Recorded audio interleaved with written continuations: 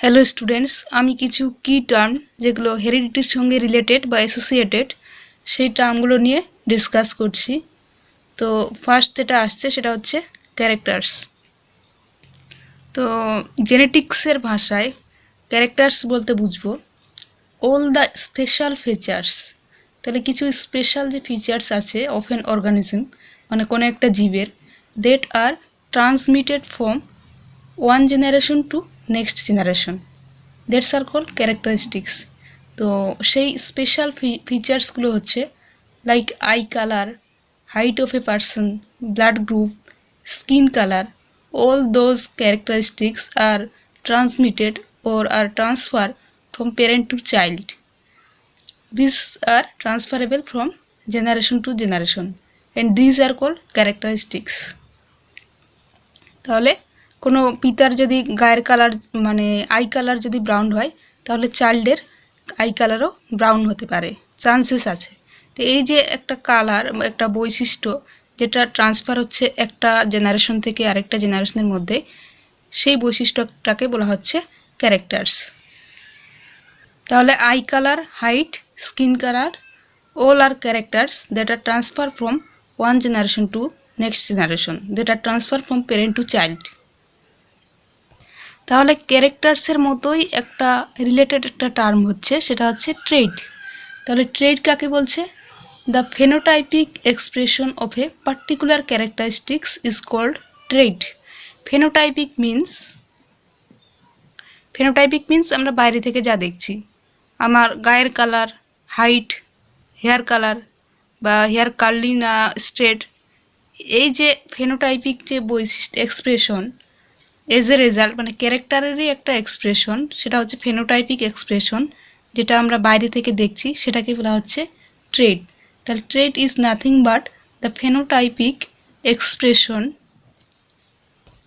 তাহলে expression of a particular character. Like eye colour, this is a character, but eye কালারটা কেমন, what type of eye? তাহলে one is blue eye, another is brown eye. তাহলে দু টাইপের আমরা I দেখতে, মানে বিভিন্ন টাইপের আই দেখতে পাই। তাহলে আই কালারটা হচ্ছে ক্যারেক্টার, এবং সেই কালারটা কি? তাহলে একটা হচ্ছে ব্লু আই আর একটা হচ্ছে ব্রাউন আই। এই দুটোকে বলা হচ্ছে ট্রেড। তাহলে trait would be blue eyes or brown eyes. তাহলে eye colour is the characteristics, where is trait would be blue eyes and brown eyes. তাহলে লাইক সাচেস হাইট, ঠিক সেরকম হাইট যেটা, সেটা হচ্ছে ক্যারেক্টার্স। আর তাহলে হাইটটা কীরকম? একটা হাইটের মধ্যে দুটো টাইপ হতে পারে, একটা হচ্ছে টল আর একটা হচ্ছে ড্রপ। এই দুটো হচ্ছে ট্রেড। তাহলে হাইটের যে প্রকৃতি, যে নেচার, সেটাই হচ্ছে ট্রেড। তাহলে নেক্সট যেটা আমরা জানবো হচ্ছে এলিল। তাহলে এটা কি? একটা ক্রোমোজোম, এবং এই ক্রোমোজোমের মধ্যে থাকে ডিএনএ। ডিএনএ কনডেন্সড হয়ে তৈরি হয়েছে ক্রোমোজোম। আবার ডিএনএর মধ্যে একটা কিছু আছে, অংশ আছে, সেটা হচ্ছে জিন। তো জিন থাকে একটা লোকাসে, ওই জন্য বলা হচ্ছে, এবং এই লোকাসের মধ্যে একটা পার্টিকুলার জায়গা যেখানে জিনগুলো থাকে, তো জিনটে দুটো ভার্সানে থাকে, সেই দুটো ভার্সান দুটো হচ্ছে এলিল। তাহলে একটা লোকাসে তাহলে জিন আছে, ধরে নাও টিটি, এই দুটোই প্রত্যেকটাই হচ্ছে একে অপরের এলিল। একটা লোকাসে আছে টিটি, আরেকটা লোকাসে আছে T, capital T small T, small T small T. তাহলে এলিল কি? The contrasting pair of genes located in the same locus. তাহলে this is pair of genes that are located in the same locus, this is locus. তাহলে allele the version of gene, gene are present in two form, T and T. তাহলে this is pair of genes located in the same locus of A homologous chromosome and control same characteristics is called allele. তাহলে এই টি আর এই টি যাই হোক না কেন, দুটোই কিসের ক্যারেক্টারকে নির্দেশ করে? সেটা হচ্ছে হাইট। ক্যাপিটাল টি ইন্ডিকেট করে টল, স্মল টি ইন্ডিকেট করে ড্রপ। যদি দুটো এলিল সেম হয় তখনটাকে বলা হচ্ছে। তাহলে টোল প্লান্টের ক্ষেত্রে টি হচ্ছে এলিল, ড্রপ প্লান্টের ক্ষেত্রে ড্রপটা হচ্ছে মানে টি, এই স্মল টিটা হচ্ছে ড্রপের জন্য দায়ী এলিল। এই দুটো এলিলই একটা লোকাসে থাকে একসাথে। তাহলে এই পুরোটাই হচ্ছে জিনের দুটো ফর্ম, যে দুটো ফর্মই হচ্ছে এক একটা এলিল। লাইক সিমিলারলি জিন দ্য ব্রাউন আই কালার, সেটাকে বি দিয়ে রিপ্রেজেন্ট করছি, আর ব্লু আই কালারটাকে বি দিয়ে রিপ্রেজেন্ট করছি। তাহলে এগুলো হচ্ছে এক একটা এলিল। এরপর আমরা জানতে হবে লোকাস। তাহলে লোকাস কি? লোকাস হচ্ছে the point or place on a chromosome.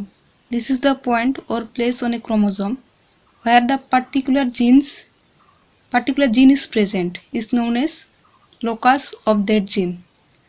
তাহলে এটা একটা পার্টিকুলার পয়েন্ট ওর প্লেস ক্রোমোজোমের মধ্যে অবস্থিত যেখানে কি একটা জিন থাকে। তো জিনটা আবার দুটো ফর্মে থাকে। ধরে নাও এই দুটো হচ্ছে জিন, ওই জিনটা একটা পার্টিকুলার প্লেসে থাকছে, সেই প্লেসটাকে বলা হচ্ছে লোকাস। এবং এই দুটো জিন দুটো ফর্মে থাকে, এই ফর্ম দুটোকে বলা হচ্ছে এলিল। তাহলে chromosome contain many loci linearly present on a chromosome. তো লোকাস যখন প্লুরালে হবে তখন সেটাকে বলা হচ্ছে লোকাই। তো একটা ক্রোমোজোমের মধ্যে অনেকগুলো লোকাই থাকবে লিনিয়ারলি। ইচ জিন is present in a definite locus on a chromosome. তাহলে প্রত্যেকটা ইচ অ্যান্ড এভরি লোকাসে যে প্রত্যেকটা জিন মানে নির্দিষ্ট লোকাসে নির্দিষ্ট জিন থাকবে। ওর জন্য বলা আছে ইচ জিন present at A definite locus on a chromosome.